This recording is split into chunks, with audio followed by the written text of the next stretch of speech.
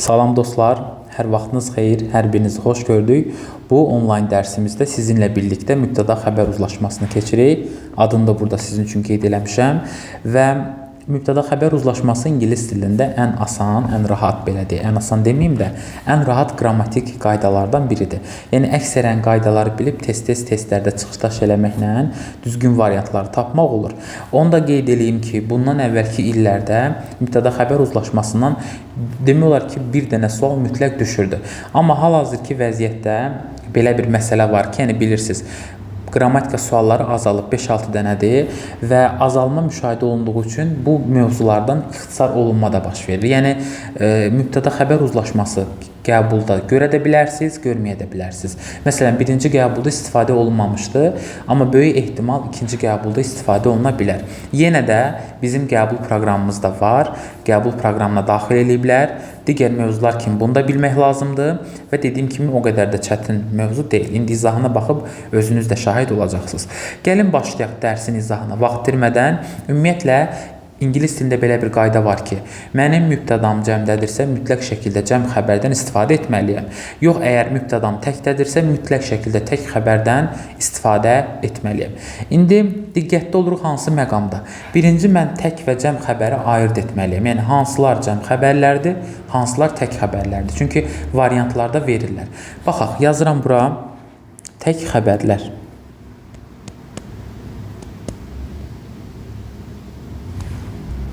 Və cəm xəbərlər. İndi onu da buraya yazaq. Baxaq. İndi tək xəbərlər deyirəmsə, mən istifadə edə bilərəm. Izdən, wasdan, hasdən, bir də feilin sonunda s və yaxud da es görə bilərəm. Bax, bunlar olur tək xəbərlər. Cəmdə isə vəziyyət necədir? İndiki zamanda are, daha sonra keçmişdə were, have, bir də sadəcə feil kimi istifadə etmək olar. Burada problem yoxdur. İndi məsələn tutaq götürürəm drink feilini. Drink nə deməkdir? İçmək. İndi drink feilinin sonunda əgər s varsa, drink şəklində qeyd olunubsa, bu demək ki, mənim xəbərim təkdədir. Amma yox, elə olduğu kimi qalıbsa, sonunda s və yaxud da es yoxdursa, bu o deməkdir ki, mənim feilim cəmdədir, yəni xəbərim cəmdədir bu formada. Bir daha qeyd edirəm, is, was, has və feilin sonunda s, es bildirir ki, bu tək xəbərdir. Are, were, have, bir də sadəcə feil özü mənə göstərir ki, mən nə deyəm? Cəm xəbərəm. Bunu yadda saxlayaq. İndi buranı silim. Bir də dostlar, yadda saxlayırsınız will-i. Will ümumiyyətlə həm cəm mübtədalarından, həm də tək mübtədalardan istifadə oluna bilər. Yəni, testlərdə görəcəksiniz. Həm cəm, həm də tək mübtədaların yanında mən will-i belə deyək də istifadə edə bilərəm. Heç bir problem yoxdur. Bunu da sildim. İndi biz elə dərsə başlayandan bəri tutaq ki, miqdar göstəricilərini keçdik, əvəzlikləri keçdik. Burada qeyd edirdik ki, məsələn, bu miqdar göstəricisindən sonra cəm isim gəlir, xəbər cəmdədir. Bu əvəzlikdən sonra cəm isim gəlir, xəbər cəmdədir, salimən isim gəlir, xəbər təkdədir. Yəni, elə əvvəlki mövzulardan buna toxuna gəlirik. Amma bu dərsimizdə nə eləyirik? Bu dərsimizdə biliklərimizi müəyyən qədər səliqəyə salırıq, demək, konspektləşdiririk. Konspekt halında yığmağa çalışırıq ki, testləri işləyəndə bizə rahat olsun. Burada da 1-2 dənə qayda var. Yəni 1-2 deyəndə bir hardasa demək 13-14 dənə punktlu bir qaydamız var. Onları bir-bir yazacağım sizin üçün. Siz də qeydlərinizi götürün, yadda saxlayın və test işləyəndə inanıram ki, sizin köməyinizə gələcək. Gəlin başlayaq birinci qeydimizdən. Birinci qeydimiz nədir dostlar? Sözönüsüz birləşmələr.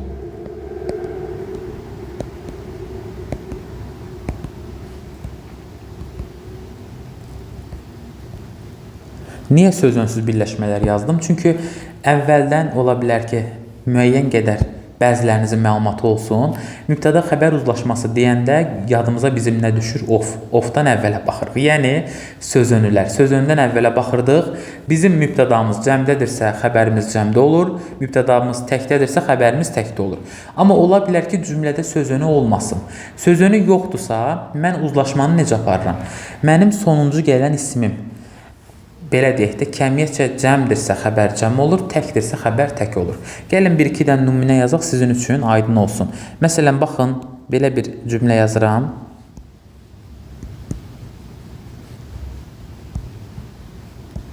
İki nöqtələr qoyaq buradan.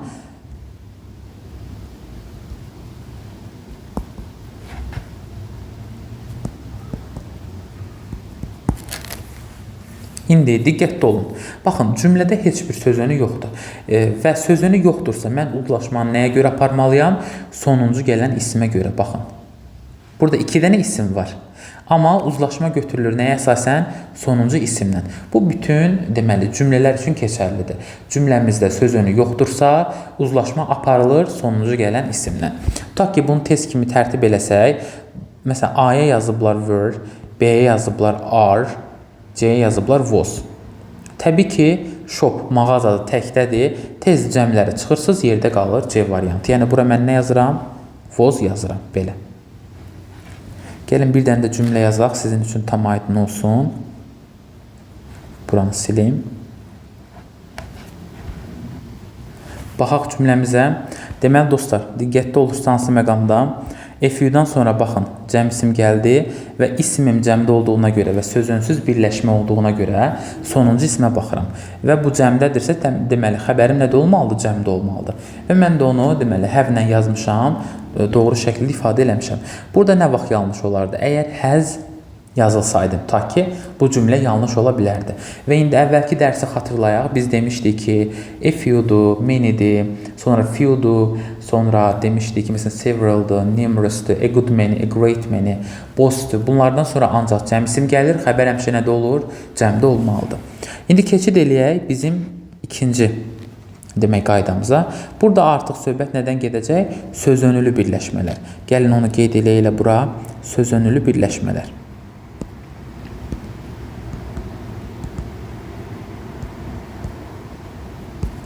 Əslində, belə deyək də, tələbələrin bəzilərinin tərcüməyə əsasən bu sözönlü birləşmələri yaza bilir. Elə əsas söhbət orada tərcümədən gedir. Amma yenə də kiminsə tərcümədə problemi varsa, yadda saxlayır. Cümlədə sözönü varsa, mütləq şəkildə sözöndən əvvələ baxıram. Sözöndən əvvəl gələn hissə, yəni mübtədam cəmdədirsə xəbər cəm olur, təkdədirsə xəbər tək olur. Gəlin belə bir, deməli, cümlə yazaq. Məsələn, qeyd eləyək.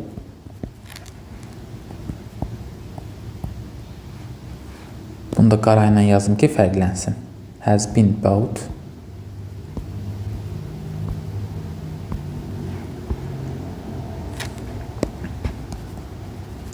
This morning. Diqqətli olun dostlar. Baxın, cümləmdə nə var? Sözünü var. Sözünü olduğuna görə mən uzlaşmanı aparıram sözündən əvvəlki isimlə. A box söhbət qutudan gedir, təkdədir və mən bunun xəbərini vermişəm təkdə, həzlə. Amma burada vəziyyət belə də ola bilərdi. İndi bu artiklı silirəm. Məsələn, ta ki yazıram bura to. To yazsam nə olmalıdır? İsmim cəmlənməlidir. Baxın, boxes olardı. Bir dənə bu hissələri düzəldək. Ofu da silim ki, rahat olsun yazmaq. Aha, artıq bu cəmlənibsə, ofdan əvvəl görürəm. Nə olub? Cəm isim oldu. Həz yox, nə yazmaq lazımdır? Həv şəklində qeyd eləmək lazımdır. Yəni, sözönlü birləşmədə mən diqqət edirəm. Sözöndən əvvələ. İsmim cəmdirsə, deməli, daha doğrusu mübtədam cəmdirsə, xəbərim cəm olur. Mənim mübtədam təkdirsə, xəbərim təkdə olur. İndi ən çox testlərdə istifadə olunan sözönlər hansılardır? Yadda saxlayın.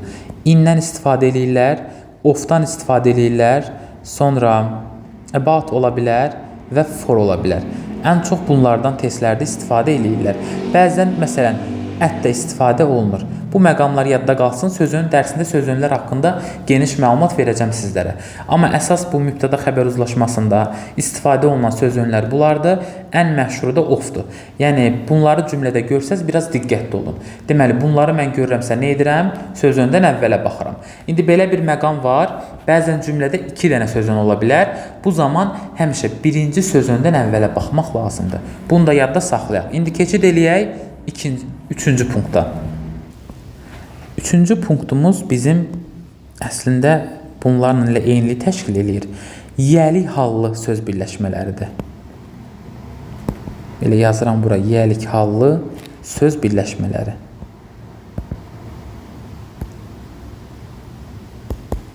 Bu zaman vəziyyət necədir? Yenə də mən yiyəlik hallı söz birləşməsi görürəmsə, gəlirəm yenə ikinci ismə baxıram. Yəni, yiyəlik halın ikinci tərəfinə. Həmin ismim cəmdədirsə xəbərim cəm olur, təkdədirsə xəbərim təkdə olmalıdır. Məsələn, gəlin belə bir cümlə yazaq. Təbii ki, these-dən sonra cəm isim gəlir. Bunu mən apostrof s yazsam yanlış olar. Qeyd edirəm bura. Advice. Bu məsləhətdir və salimən isimdir. Dostlar, yəli hal görürsünüz. Yəli hallı birləşmələrdə dediyini etmək lazımdır. Yəli halın ikinci tərəfinə baxıram. Yəni, başqa deməli sözlə desək, özündən sonra gələn ikinci ismə baxmaq lazımdır. İkinci ismim nədədir? Təkdədir. Deməli, mən əgər bura help feilini yazmaq istəyirəmsə, sonunda bir dənə s də yazmalıyam ki, salimən ismi xəbər axı təkdə olur. Bunu təkdə verim, cümləmi düzgün qurmuş olum.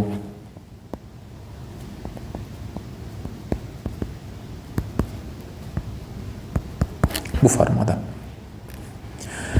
İndi bunu silim, bir dənə də nümunə yazım bundan bağlı. Məsələn, baxın.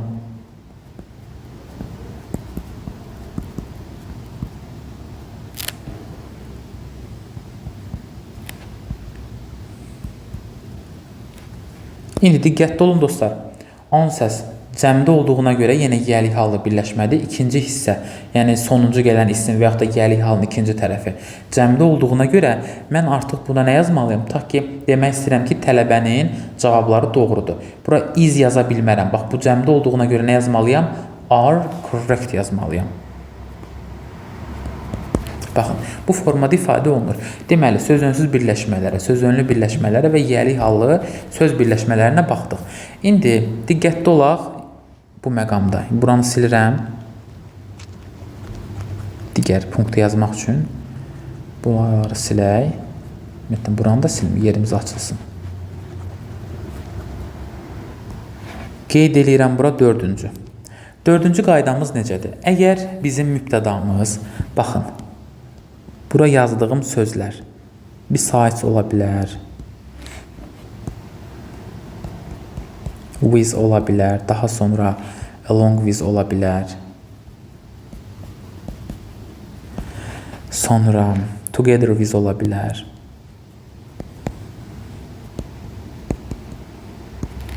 sonra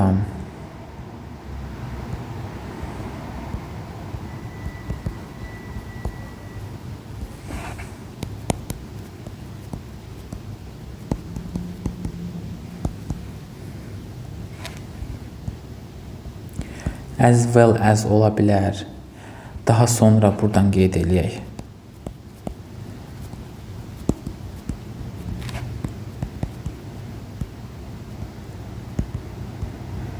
Baxın, bu kimi, bayaq da qeyd etdiyim kimi sözlərlə ifadə olunursa, bağlanırsa və bunlardan əvvəl, belə desək, gələn isimlə xəbər uzlaşır.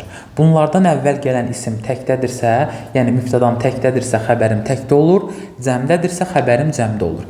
İndi bir cümlə yazın, bizə daha aydın olsun başa düşmək. Bunları dəftərinizə qeyd eləyərsiniz. İndi buranı mən silirəm. Deməli, diqqətli olaq. Baxın dostlar, along with, bayaq qeyd elədiyim, demək, ifadələrdən birini yazdım bura. Dedi ki, burada nəyə diqqət edirəm? Bundan əvvəlki mübtəda ilə xəbəri uzlaşdırıram. Deməli, mübtədam təkdə olduğuna görə xəbərim nədə verilib? Təkdə verilib. Baxsanız, məsələn, burada əgər cəm mübtəda olsaydı, xəbəri də mən cəmdə verməli olacaqdım. Belə, bu qaydamızda, bu formada. İndi bunu da silirəm. Gəlin, keçid eləyək digər qaydamıza. Buradan bir dənə 5 yazıram. Söhbət nədən gedir? And və both and. Yadda saxlayın. Ümumiyyətlə, həmcins mübtəda and və yaxud da both and-lə bağlanırsa, xəbər həmişə cəmdə olmalıdır. Yazıram bura, xəbəri cəmdə olur. Baxın, bəzən, ta ki biz demişdik, salimən isimlərin xəbəri nədə olmalıdır? Təkdə. Bəzən 2 dənə salimən ismi ənlə bağlayırlar və orada artıq xəbəri cəmdə veririk. Yadda saxlayırıq, ənd olan cümlədə ümumiyyətlə həmcins üzvlər, həmcins mübtədalar ənlə bağlanıbsa, orada istəyir 2 dənə salimə isim olsun. Yəni bütün məqamlarda mən nədən istifadə edirəm? Cəm xəbərdən istifadə edirəm. Bunu yadda saxlayaq. Gəlin indi bunu yazım bura. Məsələn, tea and coffee. Bunu da qara ilə yazaq ki, fərqlənsin. Are harmful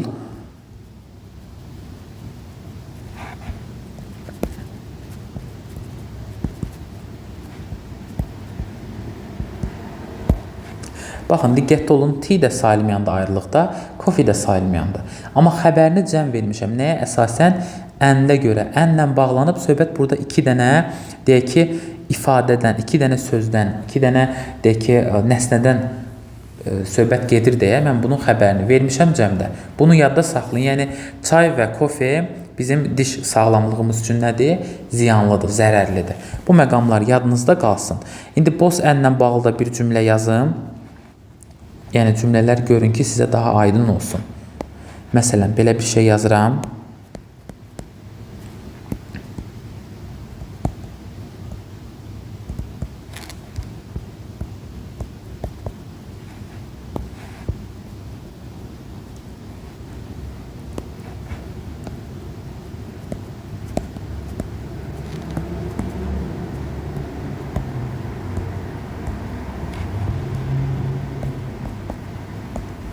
Deməli dostlar, diqqətli olun. Baxın, boss ənlə bağlanıb cümləm və dedik ki, boss and görürəmsə, xəbərim nədə olmalıdır? Mütləq şəkildə cəmdə olmalıdır. Ümumiyyətlə yadda saxlayırsınız, cümlədə and və boss and görürəmsə, mənim xəbərim həmişə nədə olur? Cəmdə olur. Bu məqamda belə. İndi keçid eləyək digər qaydamıza. Buranı silim. Bu qaydamız nədən ibarətdir? Baxın, cümlədə or, no or bağlayıcıdır bunlar. Və yaxud da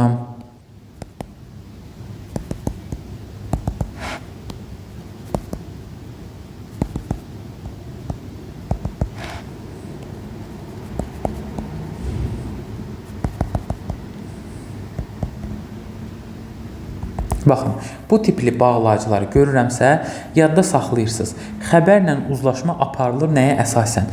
Bunlardan sonra or, burada da ordu, sonra nor və but also. Bunlardan sonra gələn isimlə və yaxud da mübtəda ilə xəbərimiz bunlarla deməli uzlaşdırılır. Yəni əgər yenə mübtəda cəmdədirsə xəbər cəmdə olur, mübtəda təkdədirsə xəbər təkdə olur.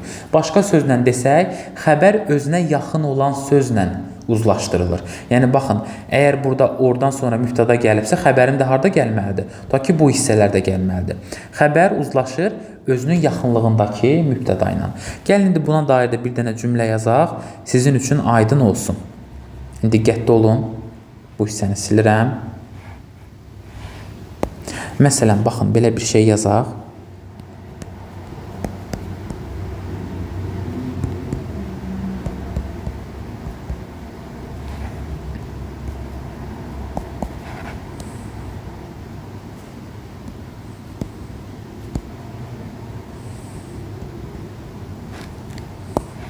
İndi, burada diqqətli oluruq. Not only but also görürəm. Baxın, bu hissəm cəmdədir. Bəzən tələbələr 2 dənə belə deyim, mübtəda görüb ilk cəmdə götürməliyim. Amma yadda saxlayırsınız, bu bayaq yazdığım bağlayıcılardan idi ki, nədən sonra baxıram? Yəni, ikinci tərəfdən sonra gələn mübtəda ilə xəbəri uzlaşdırıram. Buradakı mübtədam söhbət menecerdən gedir deyə təkdədir, xəbəri nədə verməliyəm? Təkdə. Tak ki, bura mən was yazıram, tək xəbər olaraq. Rəngini dəyişək.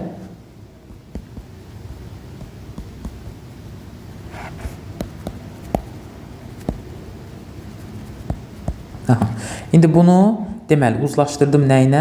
The manager-la. Yadda saxlayırsınız, başqa sözlə necə dedik? Xəbər öz yanındakı mübtəda ilə uzlaşır. Baxın, bu bağlayıcılar əgər cümlədə varsa. Yenə qeyd edirəm, bu bağlayıcıları cümlədə görürüksə, xəbəri uzlaşdırırıq.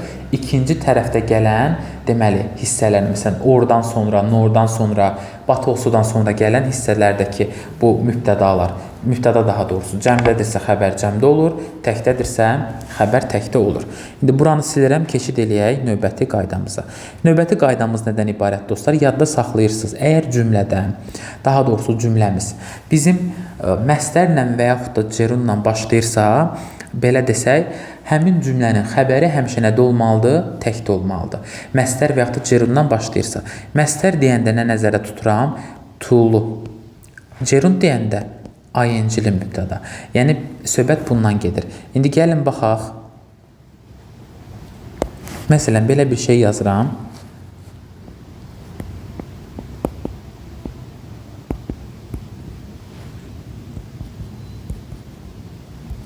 Swimming in the cold water. Baxın. Mənim cümləm nədən başladı? Cerunla. Sonda ing var. Artıq xəbərin mütləq şəkildə təkdə olmalıdır. Yəni, cəm xəbər verə bilmərəm. Məsələn, yazıram bura is bad for you.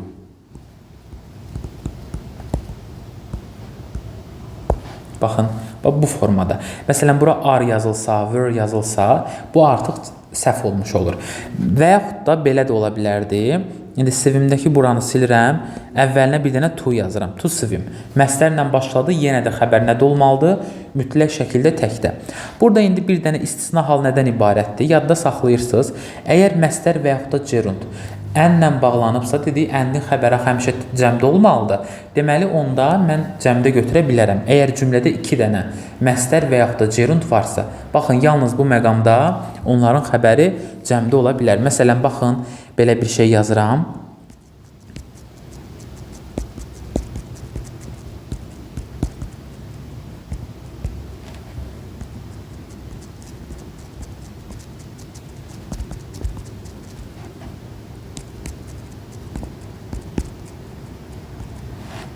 İndi bunu bir dənə yenə qaraldaq, fərqi görək.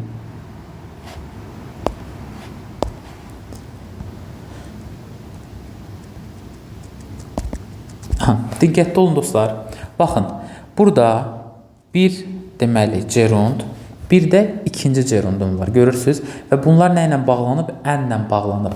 Bir daha qeyd edirik, əgər cümlədə 2 dənə gerund varsa və ənlə bağlanıbsa, bunların xəbərini mən cəmdə verə bilərəm. Və yaxud da bunu belə də yazmaq olardı. ING-ni silirəm buradan. Məsələn, bura bir dənə to yazıram. To collect stamps and biraz bura çəkək. Play'in sondakı ing-ni də silirəm. Hamısı silindi, eybi yox. Burada bir dənə belə deyək də to yazıram. Yenə də məstərlə başladı. Amma cümləmdə nə qədər məstər var? 2 dənə. Görürsünüz? 2 dənə məstər var. Bir bu, bir də 2 bu. Və ənlə bağlanıb yenə də xəbəri nə ilə verməliyəm? Cəmdə verməliyəm. Qaydamızı bir də təkrarlayıram. Əgər ki, cümləmiz sadəcə olaraq bir gerund və yaxud da bir məstərlə başlayırsa, xəbər həmişə təkdə olmalıdır. Yox, əgər ənlə bağlanıbsa, cümlədə 2 dənə gerund və yaxud da 2 dənə məstər varsa, xəbəri cəmdə götürmək lazımdır.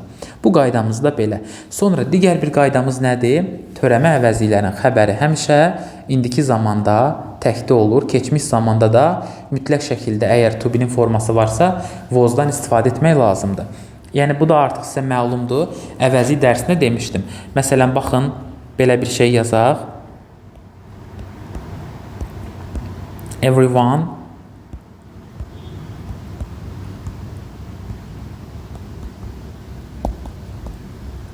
everything.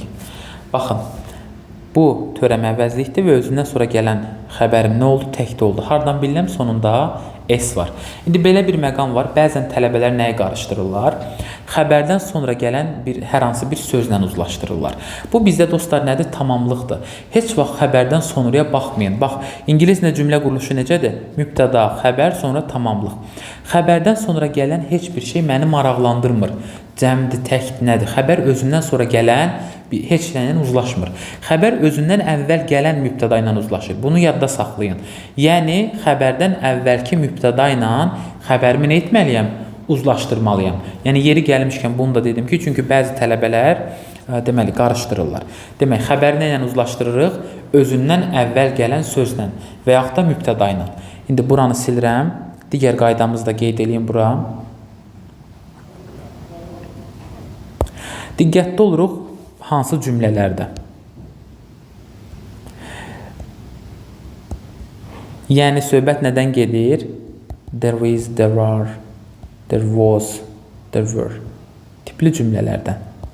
Bu tipli cümlələrdə deməli, xəbər uzlaşır nə ilə? Özündən sonra gələn isimlə. İndi necə, məsələn, söhbət nədən gedir? Onu da qeyd edeyim cümlə şəklində. Məsələn, baxın, belə bir şey yazıram.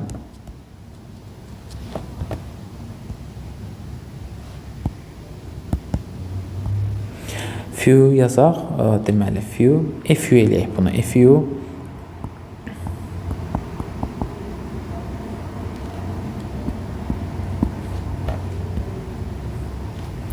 Demək, 200 yazaq bura.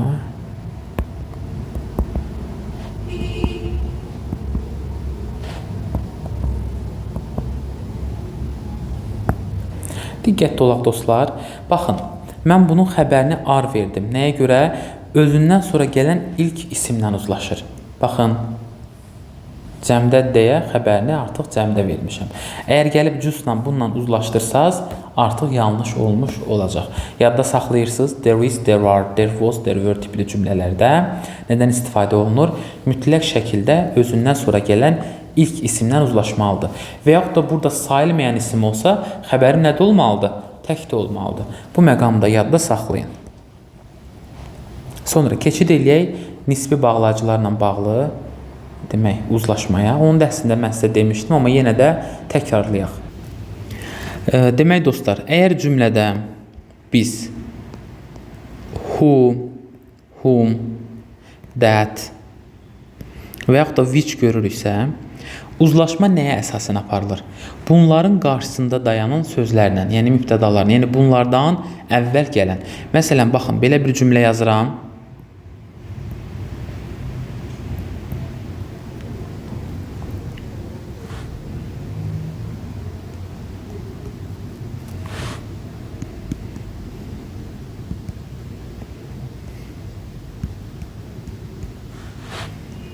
Bunu qarayla yazım xəbərini fərqlənsin.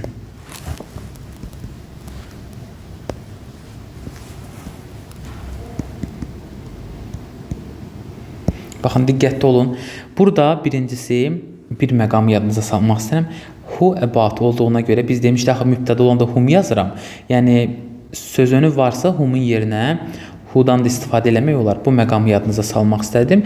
Bir də harda diqqətli olursunuz. Bəzən tələbələr bu word görür, deyir ki, müəllim, mən təkdədir, bu cəmdədir, uzlaşma pozuldu, amma yox. Bu we-nin xəbəridir. We-ni də elə yazmışam, heç oxunmur. Gəlin düzəldək. Deməli, we-nin xəbəridir bu word, görürsünüz? Yəni, we ilə word uzlaşır. Demənin xəbəri isə bu is-dir. Deməli, demən, yəni kişi bu izlə deməli uzlaşdı. Söhbət kimdən gedir? Baxın, kişi kim ki biz haqqında danışırıq, müəllimdir. Xəbəri bax bu izdir. Yadda saxlayırsınız, deməli, who-dan əvvəl gələn, ümumiyyətlə whom, that, which bunlardan əvvəl gələn mübtəda təkdədirsə xəbəri təkdə olur, cəmdədirsə xəbəri nədə olmalıdır? Cəmdə olmalıdır. Bu məqamlar yadda qalsın. Və yaxud da gəlin belə bir cümlə yazaq, buranı tez silim. Buranı sildim, aha. Yazaq belə bir şey.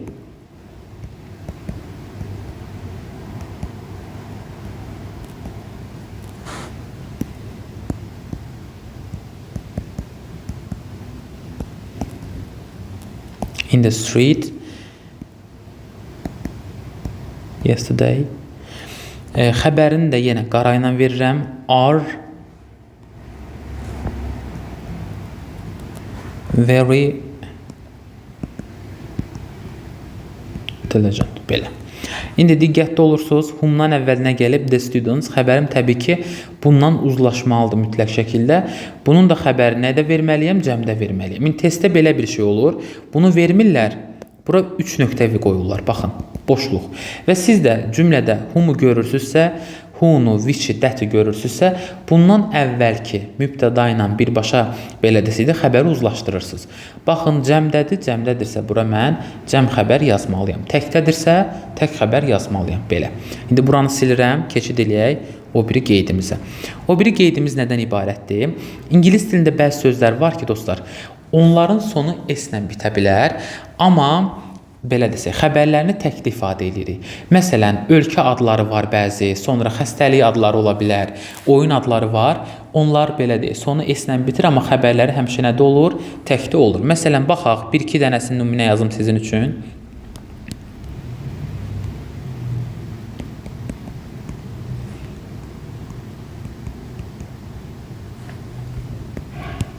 Bu biri, daha sonra yaza bilərik.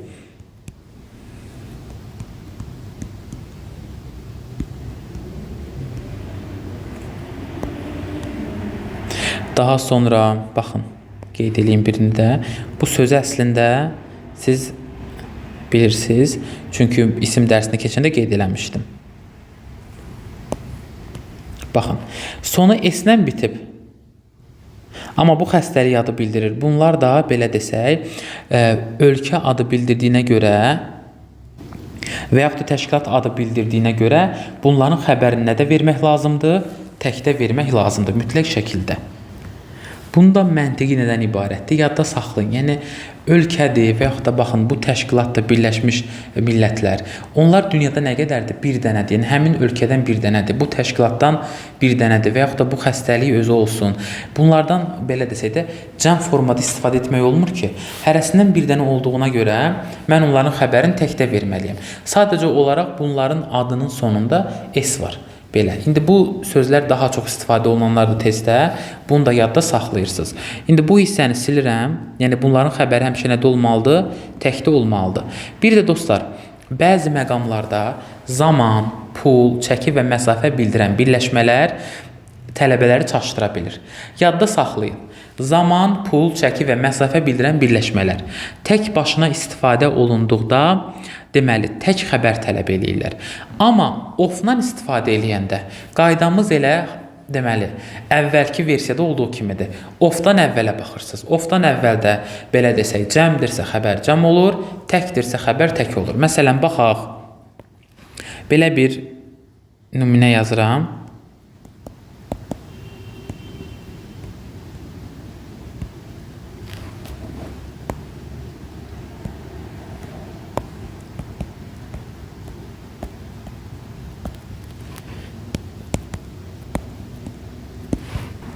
Baxın, bu nə bildirir? Çəki bildirir və oflu birləşmə yoxdur deyə, yəni of yoxdur deyə burada birbaşa baxın.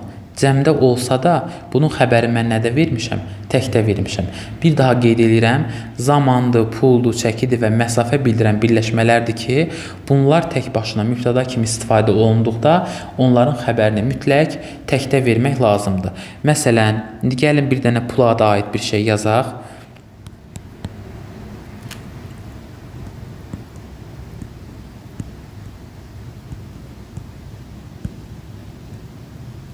Baxın, bu söhbət puldan gedir, dollarlardan. Artıq xəbəri nədə verməliyəm? Birbaşa mübtədam olubsa cümləmin təkdə, yəni izlə verirəm. Hamısı qara düşdü, amma olsun.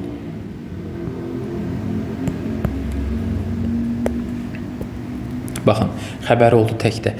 Və yaxud da biz demək, məsafəni də yaza bilərik. Diqqətli olun.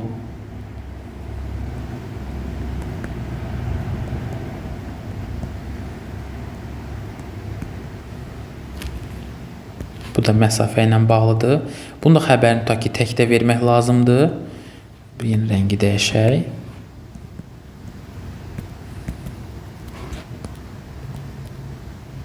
Gördüyünüz kimi, zamandır, çəkidir, puldur, məsafə bildirən birləşmələr, yəni ofsuz şəkildə istifadə olunursa, cümlənin birbaşa mübtədası olarsa, mütləq şəkildə onların xəbərini nədə vermək lazımdır?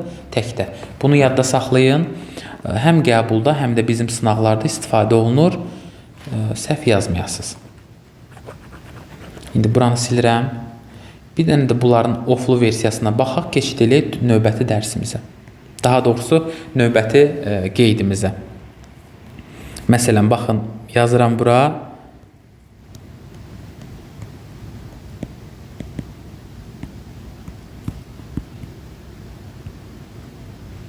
Artıq burada baxın off var deyə bu çəki bildirsə də offdan əvvəllə uzlaşdırırsınız. Baxın offdan əvvəl nə gəlib? Cəm.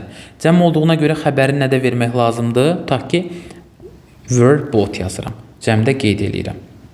Yəni bunu yadda saxlayın. Əgər bu ifadələrdə off varsa, offdan əvvəllə uzlaşdırıram. Yəni offdan əvvəl cəmdirsə xəbər cəm, təkdirsə xəbər tək olur. Amma cümlədə off yoxdursa, belə deyək də, sadəcə olaraq məsələn offu silirəm. Sadəcə bu gəlibsə, birbaşa mübtədamdırsa, artıq xəbəri sadəcə tək ola bilər. Başqa bir versiya yoxdur. Bunu yadda saxlayın. İndi buranı silirəm. Məncə bu da sizə aydındır artıq. Bir də baxırıq hansı məqama. Bəzən millət və dil adı eyni olan isimlər var. Olur. Və bu isimlər ki, onların qabağına biz D artiklı qoyanda milləti ifadə edir. Və cəm xəbərlərini istifadə olunur. Dil adları isə, dostlar, D artiklı qəbul eləmir. Xəbər dəmişə nədə olmalıdır? Təkdə olmalıdır. Məsələn, baxın, bura belə bir şey yazıram. Bir də bunu D artiklından yazıram.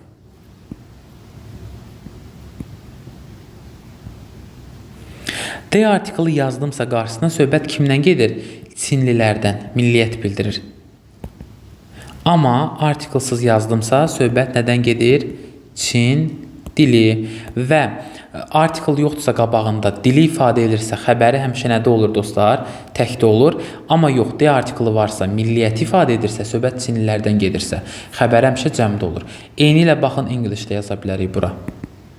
İngilis dili, qabağına da English yazıramsa, olur ingilislər. Və xəbəri həmişə nədə olmalıdır?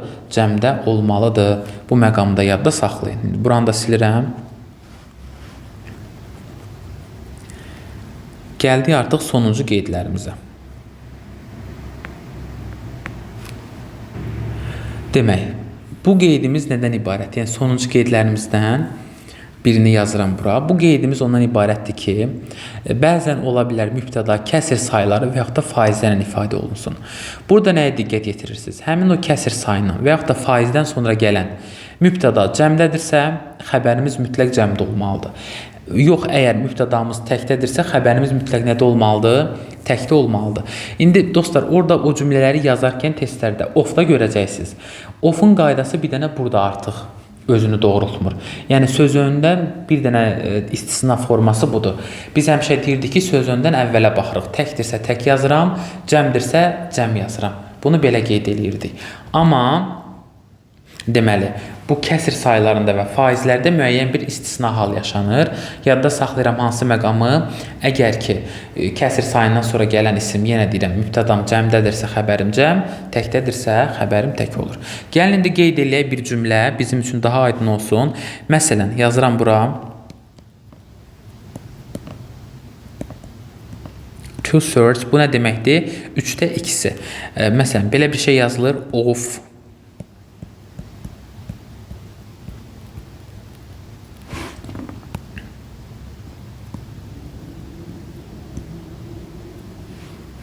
İndi xəbərini yazmaq üçün boşluq qoyuram və woman yazıram bura. İndi diqqətli olursunuz, baxın, kəsir sayı vermişəm burada. Dedi ki, kəsir sayı olanda artıq of burada o qədər də rol oynamır. Kəsir sayından sonra gələn ismə baxıram. İsmin burada nədir? Cəmdədir. Cəmdədirsə xəbərim nədə olmalıdır? Artıq cəmdə olmalıdır. Ya bura are yaza bilərəm, ya were yaza bilərəm. Artıq testdə nə yazılıbsa ondan istifadə edirəm. Amma yox, burada gələn ismim təkdə olsaydı və yaxud da belə desək də sayılmayan ola bilər, sayılan tək ola bilər, bir də sayılmayan tək ola bilər. Fərqi yoxdur. Artıq onda xəbər nə olmalıdır? Təkdə ifadə olunmalıdır. Bu məqamda yadda saxlayırsınız. Bir də onu da qeyd edeyim ki, bəzi sifətlər var ki, həmin sifətlərin qabağına D artiklı qoymaqla onları isimləşdirə bilirik. Və D artiklı yazanda artıq onlar avtomatik cəmliyi ifadə edirlər. Xəbərləri də həmişə cəmdə olur. Həmin sifətlərdən yazaq bura, məsələn, poor yazmaq olar, rich, sonra disabled, blind.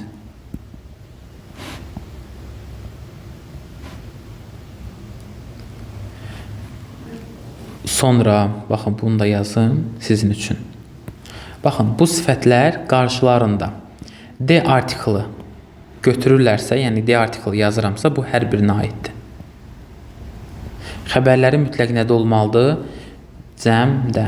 Yəni cəm xəbər tələb edirlər. Belə dostlar, daha bir dərsimizin sonuna gəlib çatdıq.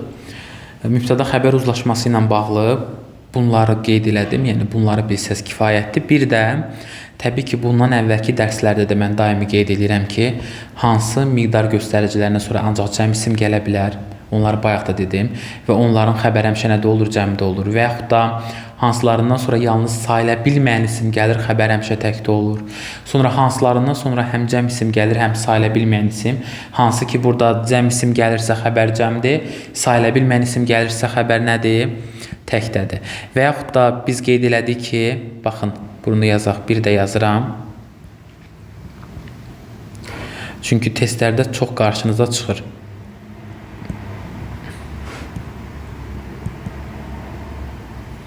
Bunları yadda saxlayırsınız.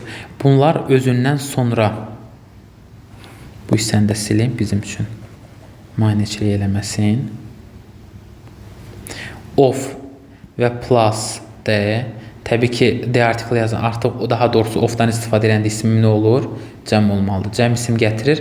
Amma xəbərim nədə olmalıdır? Xəbər mütləq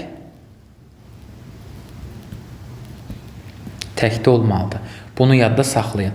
Bir də bunun digər bir versiyası all, some, more, most, enough.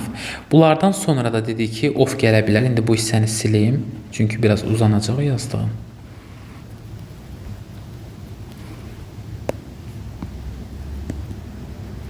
Cəm isim gələ bilər. Baxın, buradan yazıram. Bir də sayıla bilməyən isim gələ bilər.